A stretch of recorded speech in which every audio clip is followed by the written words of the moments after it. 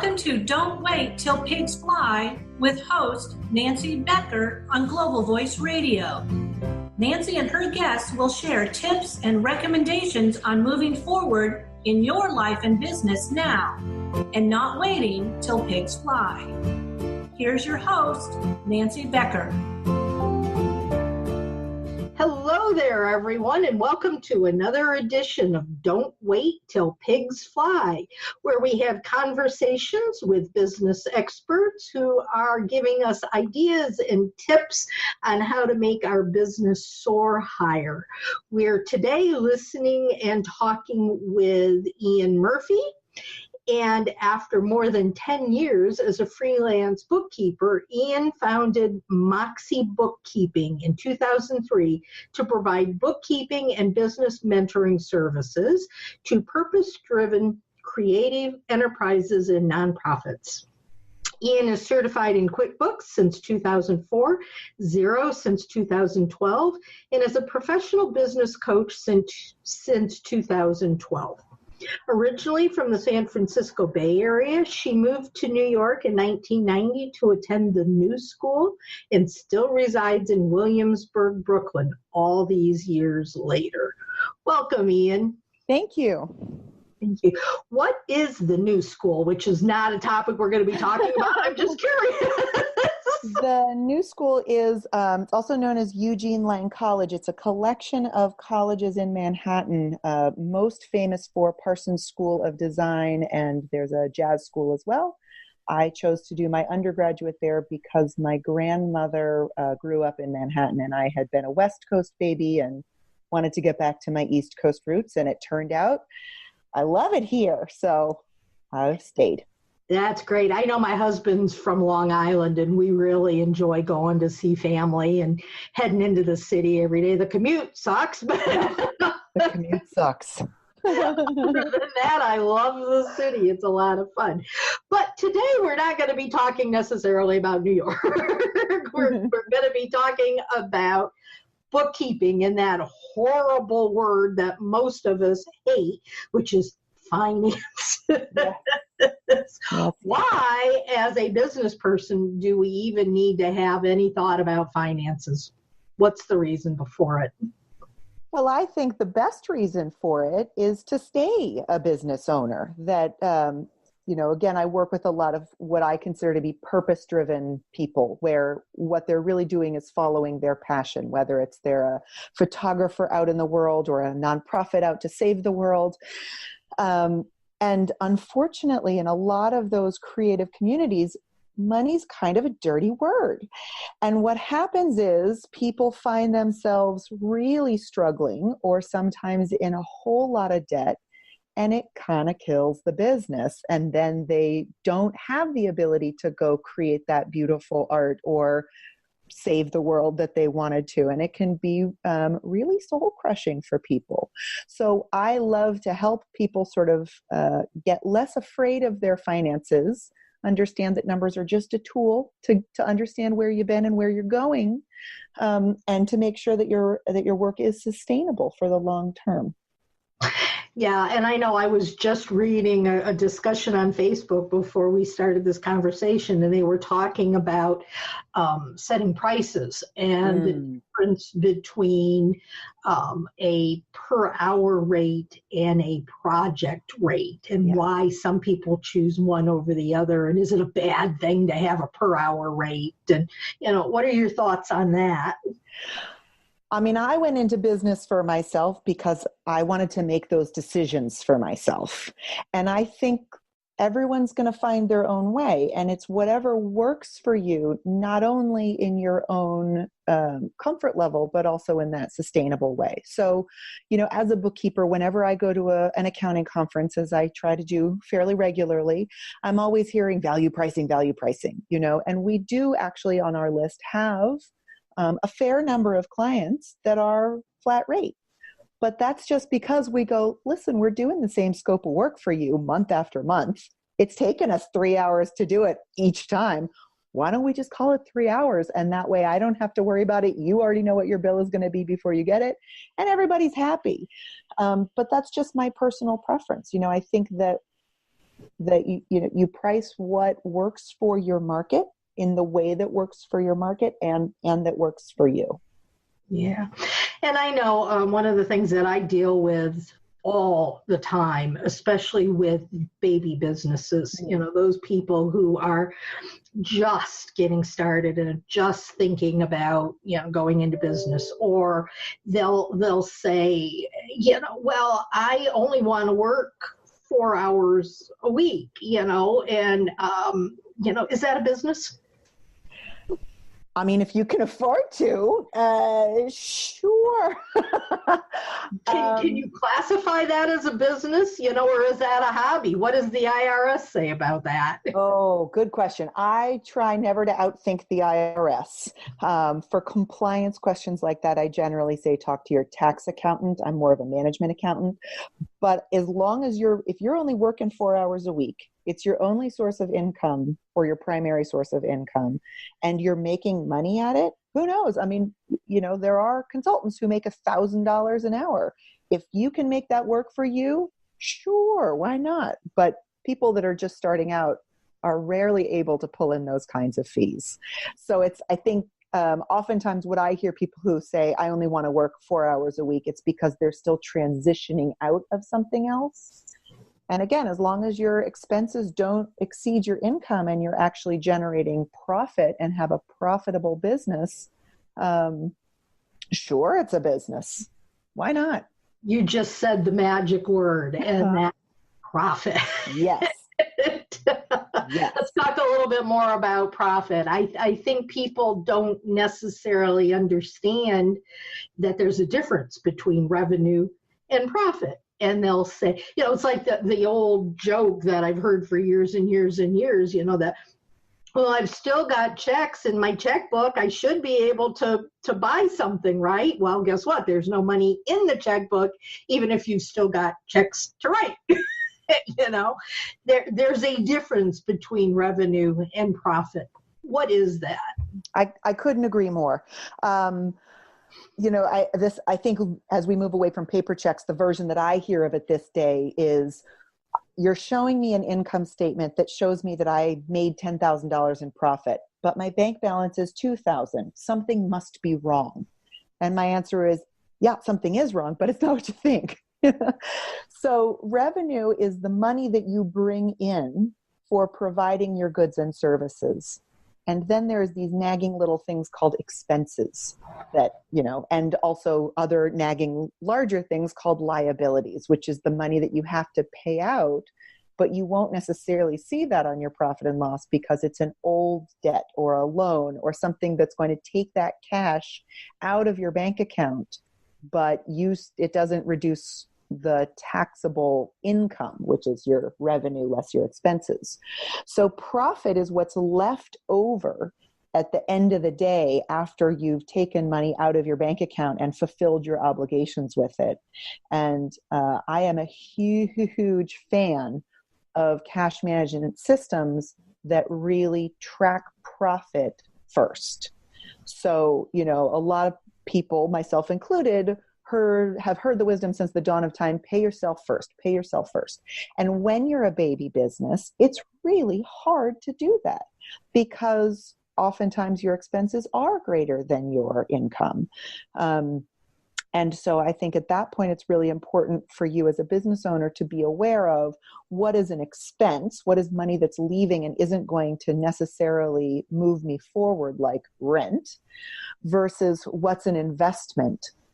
Like buying photographic equipment if you're a photographer that you can't do your job without it. So you still have to spend that money, but it's not just throwing cash into the wind and hoping something comes back to you.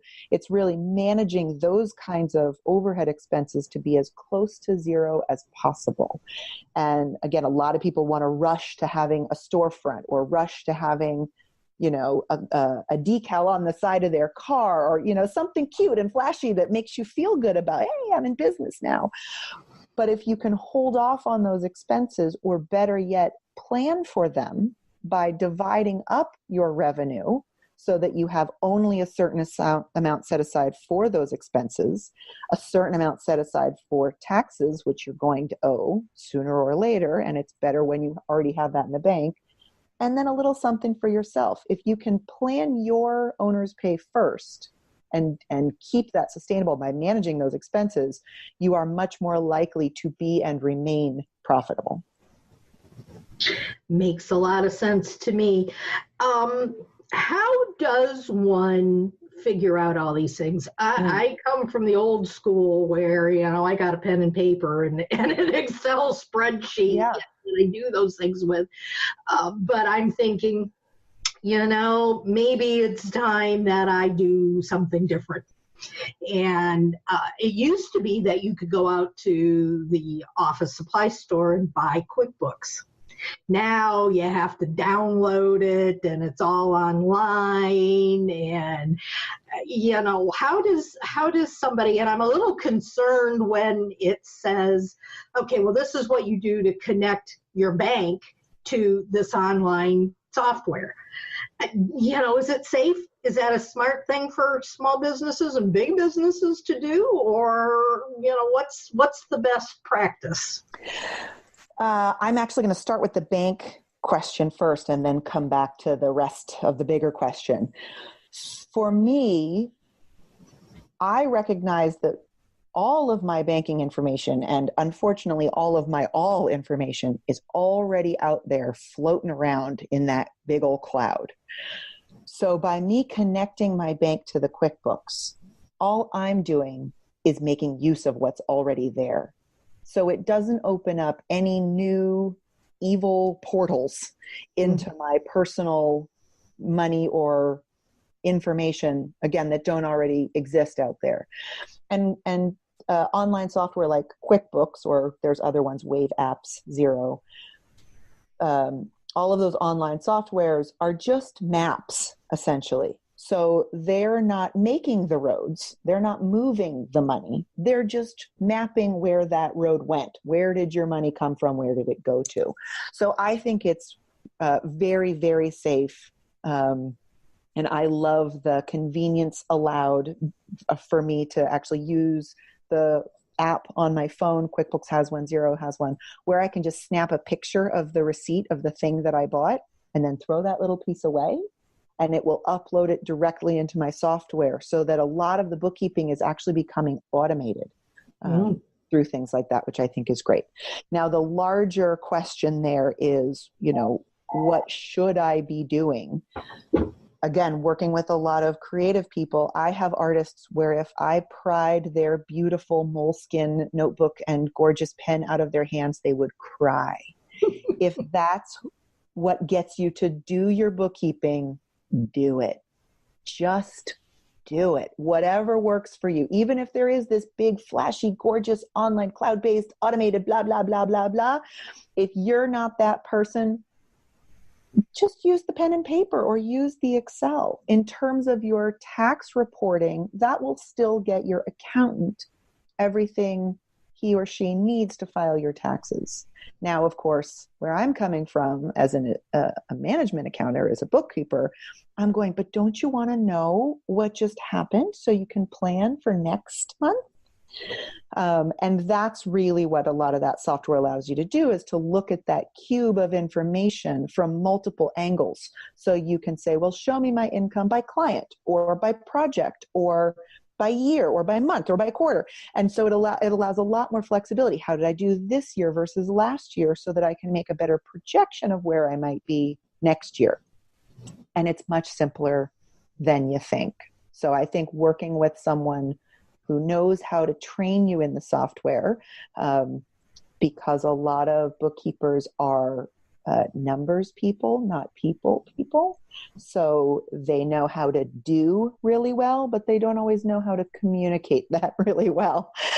So finding someone that you think is, personable and patient and can show you how to use the software can really make the difference between liking QuickBooks or hating QuickBooks. Why should I decide to use a bookkeeper? Because you're tired of doing it yourself. That's the best reason. You must have an accountant. Please don't, unless you're just little old you with your, 1040 form and, really, that's it. Once you have a Schedule C, which is if you go into business for yourself as a sole proprietor, I would strongly recommend working with a tax accountant. And that can either be a CPA or just an EA, an enrolled agent. Anyone that is, their passion is keeping up to date on the tax code, because that changes all the time. And it moves too fast for me. Those people can help you pay the least amount of taxes legally allowable and tell you, if you're, for instance, a filmmaker, you can actually write off your Netflix subscription. But if you're a bookkeeper like me, oh, please don't. Please don't do that. That's not okay. Because filmmakers need to be up on what are the visual trends. So having someone that knows the tax law and the interpretations of that law can be really helpful for making sure that you know what it is in all of those transactions that you do every day. What should I be tracking? What can I deduct? What does that all mean? And then in terms of working with a bookkeeper on an ongoing basis, that just comes up when you're like, I hate this, and I would pay, a lot to have somebody take this off my plate. But bookkeeping is simple enough that really, with a little guidance, anyone can do it. That actually leads to my next question. If I'm to the point right now where I want somebody to take over doing it for me because I don't know what I'm doing. Yeah. And it would just be, and I can see that the bookkeeper is sort of the middle step between my business and the CPA. I give you all the stuff to do, you do it, and then it goes on to the CPA at the end. So I don't have to worry about it. But does it make sense for a baby business who maybe is making $2,000 a month, has no employees, and is just sitting here, trying to figure out how they go from $2,000 to $10,000 a month? Does it make sense for them to say, I'm going to give this over to a bookkeeper? Probably not. And the reason I say probably not is I really don't like work with people who are doing what I call abdicating. I want you to delegate, not abdicate. So I want you to know what's important to me about my business. What do I, as the business owner, want to track in terms of kinds of income and kinds of expense? And what is it that my CPA has asked me to track on the tax behalf? So I actually, I call that little relationship that you just described the Bermuda Triangle, because way too often business owners do exactly that. Here's my stuff. Please take it from me. I never want to see it again. And the bookkeeper goes, okay, well, this looks like office supplies. That looks like postage. Amazon, I don't know. Let's put it to miscellaneous. And then that entangled mess goes straight to the CPA. And the CPA goes, I don't know what to do with this. I'm just going to file taxes. And things get lost in that. So the old way of doing business in the big corporations was you had your data entry clerk who was, their work was reviewed by a full charge bookkeeper who would make the reconciliations and the month-end close and make sure everything balanced to the bank. They would hand that to the CFO, who would go, great, I'm going to take this information and put it against the budget and look at projections and are we on track or not? Report that to the CEO, who would go, great, the company looks like it's doing just what we wanted it to do, or it looks like there's some course corrections that need to happen. And only after that whole team was on the same page would it be handed over to the CPA to say, can you do the tax stuff with this and make sure we stay out of hot water?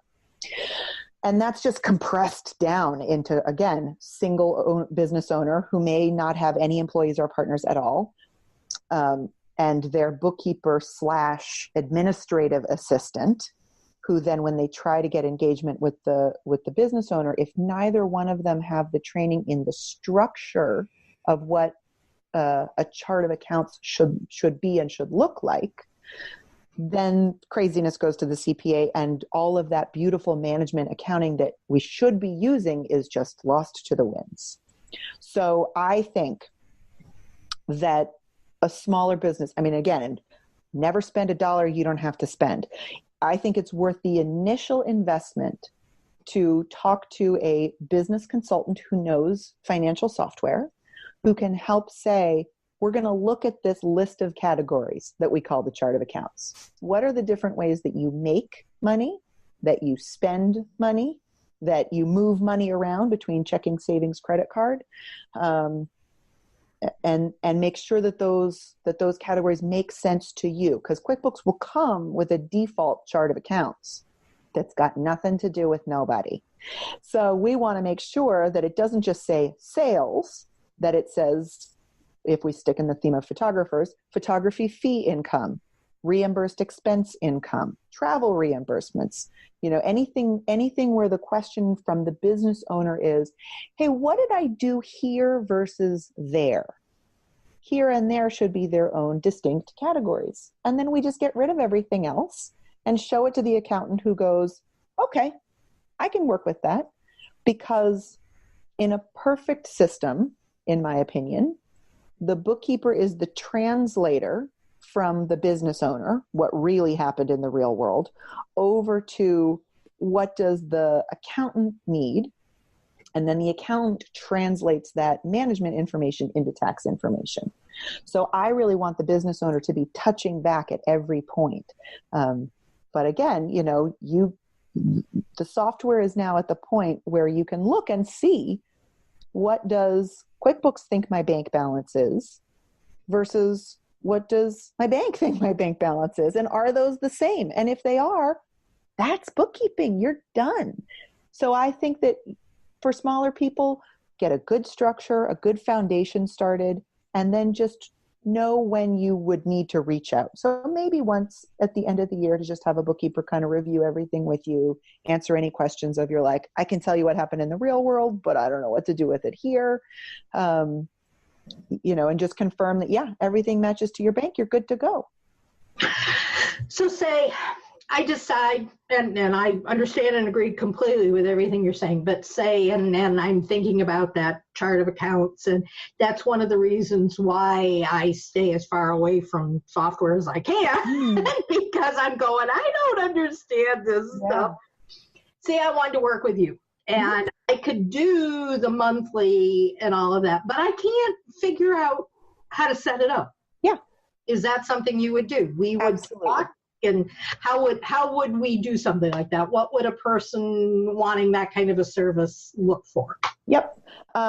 We do what we call a discovery session, which is a 2-hour session where we sit down with you and either get you started or look at what's happened so far, because people sometimes are in business for 2-3 years and then realize they don't know what their chart of accounts or any of their reports mean.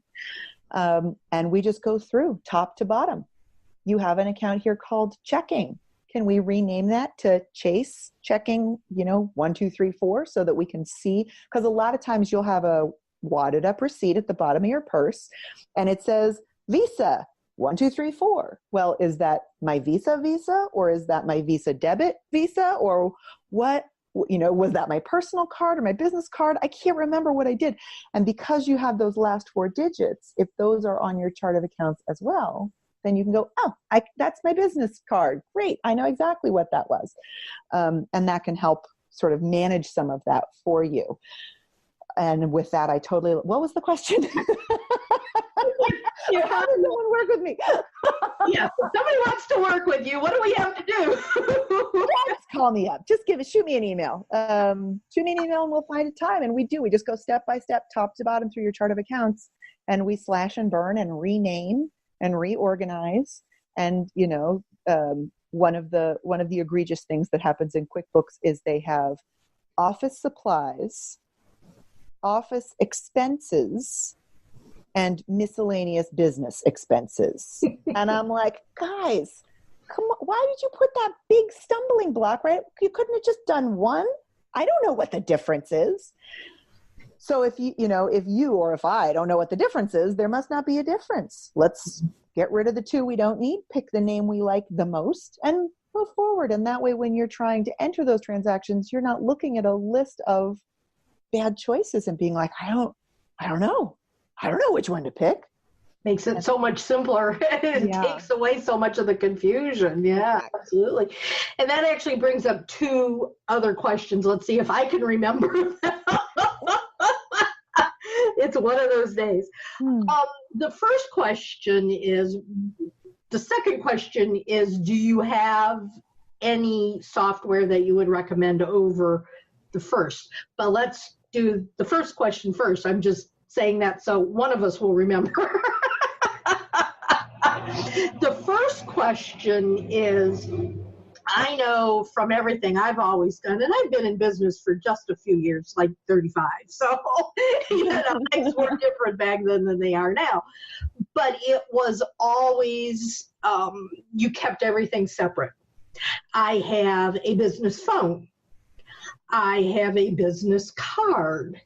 I have, everything is two totally separate things. So if I spend something on my personal credit card, I know it's personal. So I don't have that confusion. But I also have had times where I have had to loan myself money into my business from my personal. But then I have to record that somehow as well. Is that still the same sort of concept? For instance, I've always had a physical office. And when I got injured a couple of years ago, that went out, that just flew out the window. And I now have a room of my house that is my office. And there is nothing done in here except office work. Is that still the way people should keep track of things? Yes. Yes. Short answer is yes. When you are a sole proprietor, it is sometimes harder to keep that clear distinction between things, especially now in the advent of cell phones, where you just have that and that's your everything.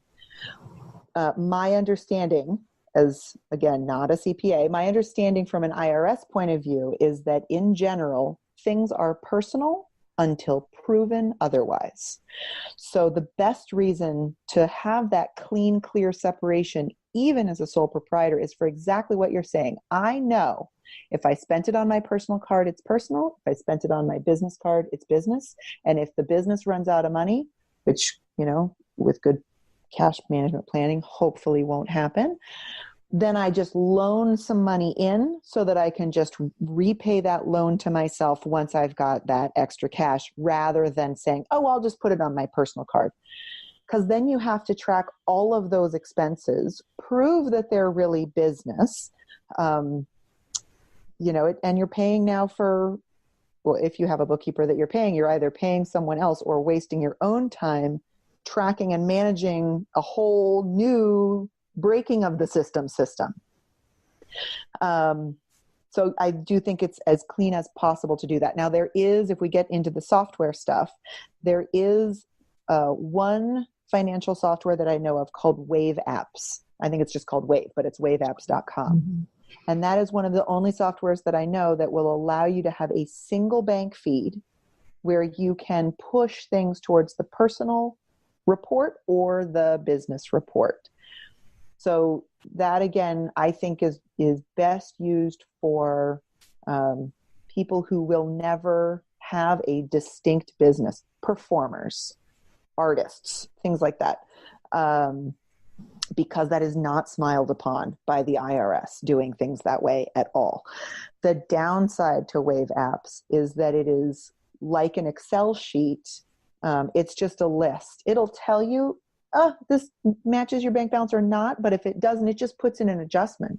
So it's not true what I call, or what everybody calls double entry bookkeeping, where the money's got to come from somewhere, go to somewhere, and balance out.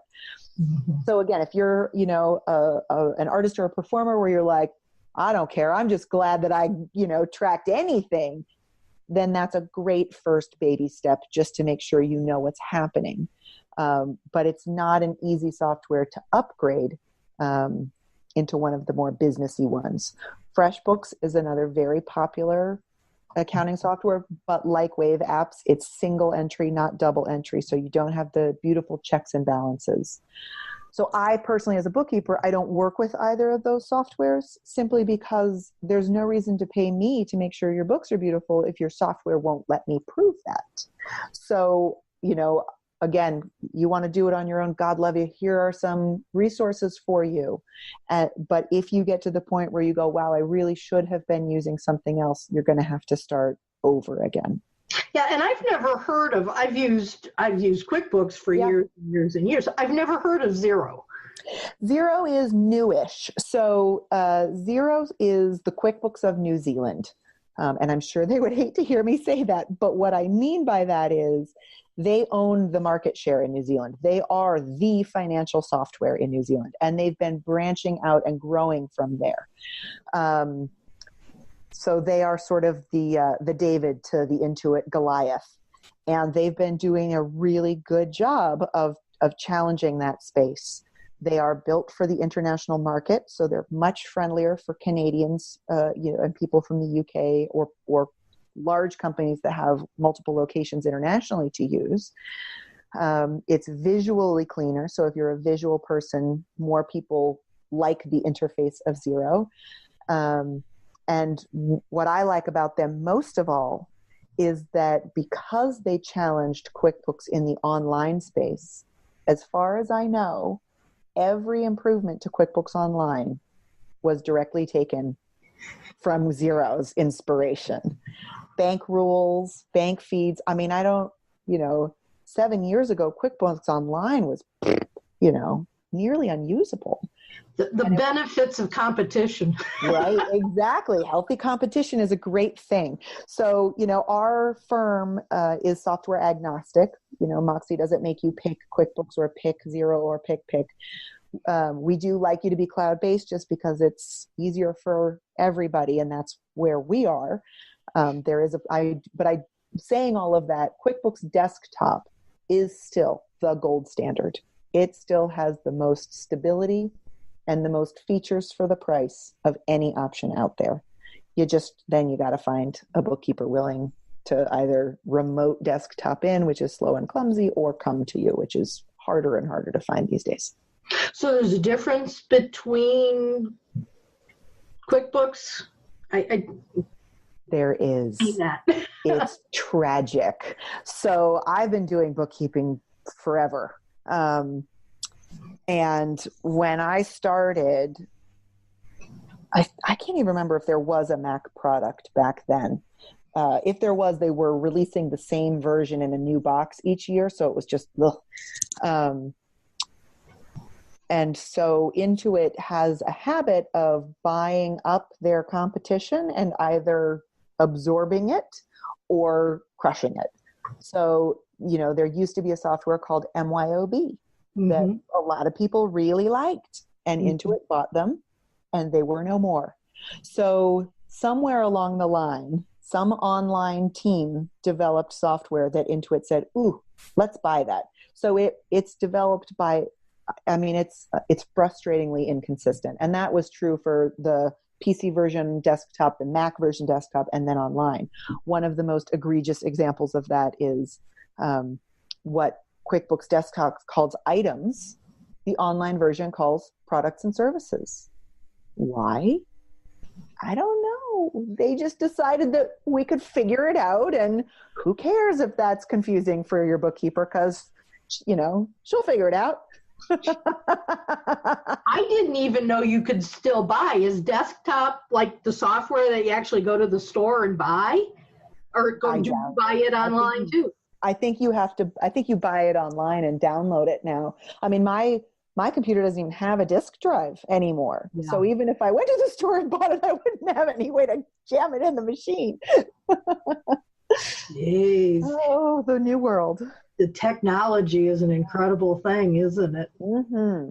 So, well, and I know I'd been thinking about going ahead and buying QuickBooks again, and it was like, well, you get 3 months for $10 a month, and then it jumps up to $25 a month, and I'm going, holy cow! Yeah. They get you hooked up in it, and then you're stuck stuck. For instance, is Xero similar in price? No. Xero is cheaper.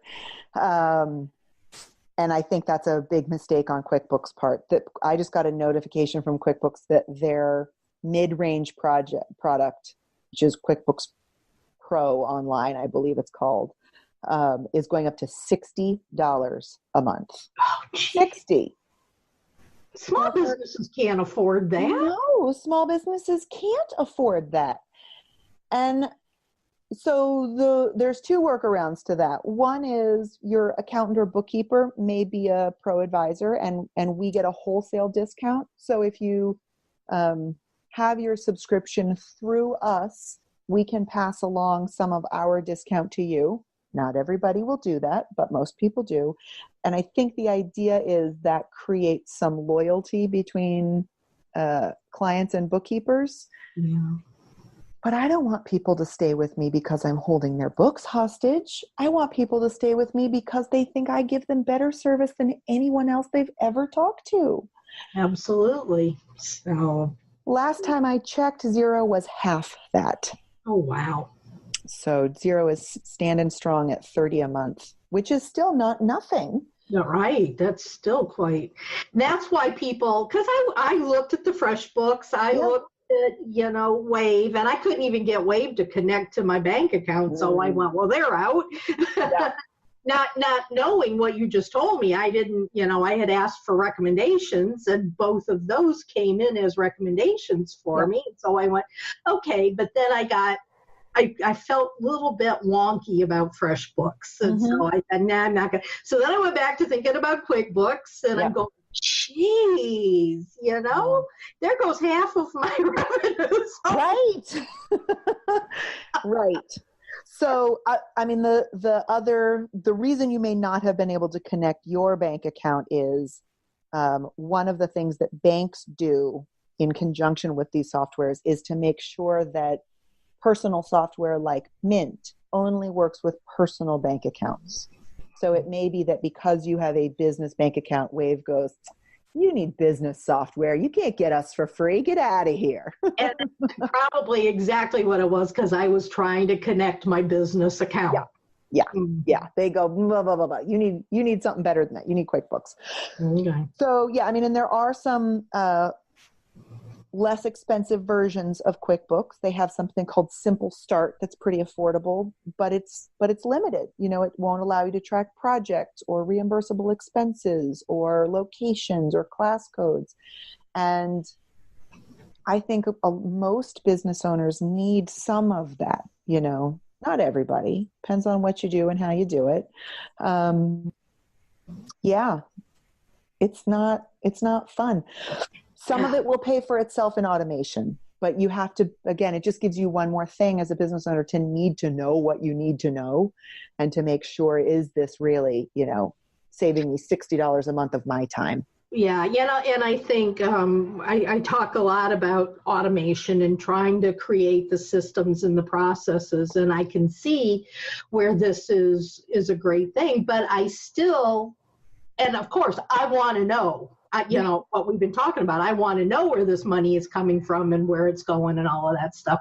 But I still would like somebody else to actually do the inputting of the information, And I'm not sure at this point in my business, I'm not sure I want to hand off my virtual assistant is, in Canada, or I have one in, South America someplace. I'm not sure I want all these people knowing my finances. Yeah. And I think that's got to be a whole nother aspect that small businesses have to figure out in the whole, system setup is who's going to be handling these things. Right. Absolutely. And most software has some ability to throttle what they see, but more often than not, it's throttling it to, are you an AR clerk or an AP clerk? Not, can you do all of the data entry without seeing the bank balances? And, each one of those software has a slightly different approach to that. I'm not really up on that because I'm the bookkeeper, so I just say, show me everything because I need to be effective. But I agree. I wouldn't want my virtual assistant to know what I'm earning and spending and keeping. Even a real office assistant, if they're getting paid significantly less than I am, or honestly, even if they're getting paid more than I am, then they're just going to feel guilty about it. That, and I think that's where someone like a bookkeeper has value. So someone that's, it's like a nurse. It's okay that we're going to see you naked. We've seen thousands of people, you can't show me anything I haven't already seen, and I'm not going to judge you for it. Yeah. So the nice thing about being able to hook something like QuickBooks up to your bank account is technically I don't have to input anything. Right. It all just automatically goes in there.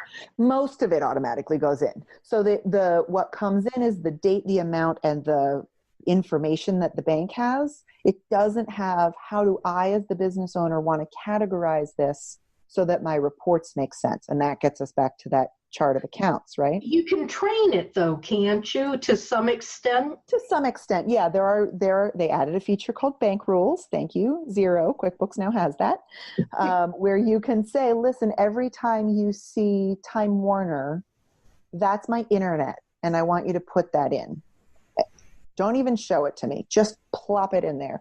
So the only things you're left with are things where names aren't recognized, that new restaurant that you took your client to, or things that could be anything, again, like Amazon, where it goes, well, we can show you what you did last time so that you can be consistent, but I don't know if that's right. So I still need you as the human to click the OK button on this and say, I like where you're going with this QuickBooks. Go ahead and do it. Yeah, it still takes a lot less time to do that than it does to input everything individually. Absolutely. And that's where the $60 a month becomes, it's painful, but may actually end up saving you money.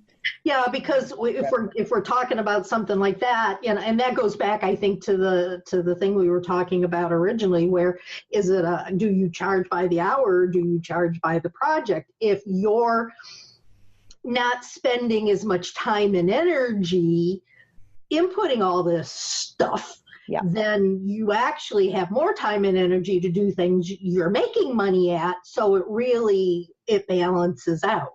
Absolutely. People don't realize that, though. Yeah. One of my favorite sayings is time is our only non-renewable resource, right? You can always make more money. You can't make more time. So be very careful about how you're choosing. And that goes for life too, right? Be very careful how you're spending your time and energy.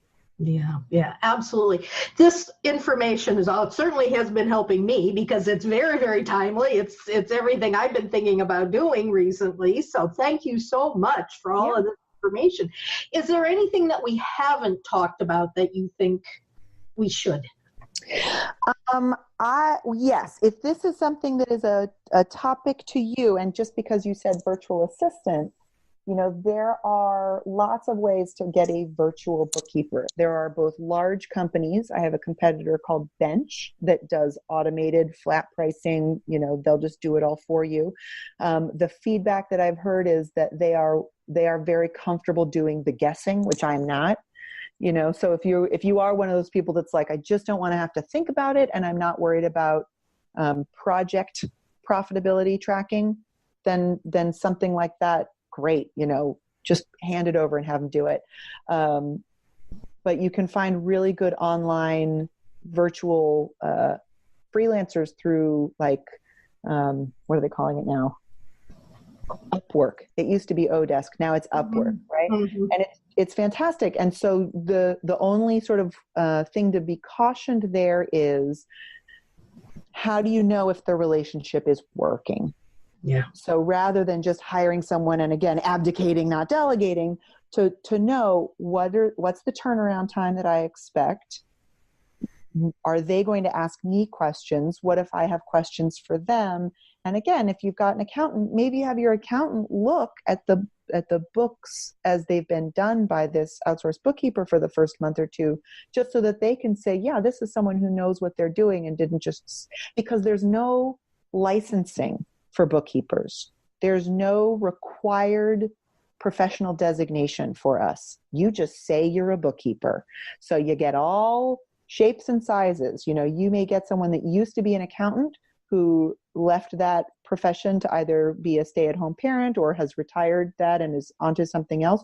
You can find some fantastic, insanely qualified people to help you out, but it's hard to distinguish them from someone who's like, I don't know, I thought it would be fun, you know? Mm-hmm. Yeah, that makes a lot of sense. And I know I've used Upwork and not for bookkeeping, but even for graphics and things like that. And there are some wonderful people out there. And then there, you know, somebody who's charging $5 an hour might be absolutely incredible. And then you hire somebody that's charging $25 an hour and, oh my God, what did I do? You know, so I think with anything, you need to have conversations. You need to talk to someone like we're doing and build this relationship, get to know someone. So how does someone actually get to talk to you? So you can just email me directly. It's EAN, which is my first name, Ian, at moxiebookkeeping.com, moxiebookkeeping.com. That was actually a Jeopardy question, the only word in the English language with three duplicates. Just, you know, tell me that you want to have a conversation. I'm happy to look at your books, whatever they are, even if you haven't started them yet. Get that chart of account structured, show you how to do the basic data entry that will carry you through 90% of what you need to do. And then from there, you get to decide, great, I think I've got it. I don't have a lot going on. I'm a new business. Or, hey, can you be my monthly double check? We do this for a ton of clients where we do what we call R4 service, where we regularly review, reconcile, and report. So we check the bank statements against your QuickBooks or Xero and say, yep, everything has come in. There's nothing missing. There's no duplicates.